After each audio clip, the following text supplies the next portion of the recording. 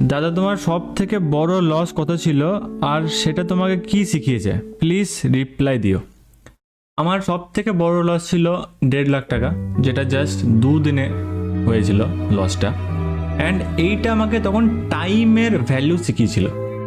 আমার 1.5 লাখ টাকা লস হওয়ার আগে আমি জাস্ট 20,000কে 1.5 লাখ করেছিলাম। সেটা করতে আমার 2 সপ্তাহ লেগেছিল, মানে 14 দিন। অ্যান্ড 14 দিনের আমার এত খাটনি, এত রিস্ক ম্যানেজমেন্ট, এত পেশেন্স, সেটা আমার জাস্ট 2 দিনে উড়ে যায়।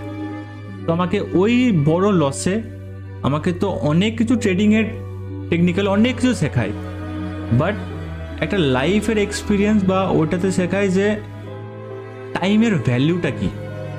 যে টাইম এত কষ্ট করে আমি 2 সপ্তাহ ধরে ট্রেড করে সেটাকে 20,000 থেকে 1.5 লাখ করেছিলাম, অ্যান্ড সেই 1.5 লাখ টাকাটা আমার 2 দিনে চলে গেছিলো। তো টাইমের ভ্যালু তারপর আস্তে আস্তে শিখতে পারি। তাই এখন আর তাড়াহুড়ো করি না ট্রেডে, এখন পেশেন্স রাখি। যতক্ষণ না সাস্টেন করছে, যতক্ষণ না ক্লোজিং দিচ্ছে ট্রেড করি না, যতক্ষণ আর কনফার্মেশন আসছে ট্রেড নিই না। তাড়াহুড়ো নেই, লাইফ অনেক বেঁচে আছে।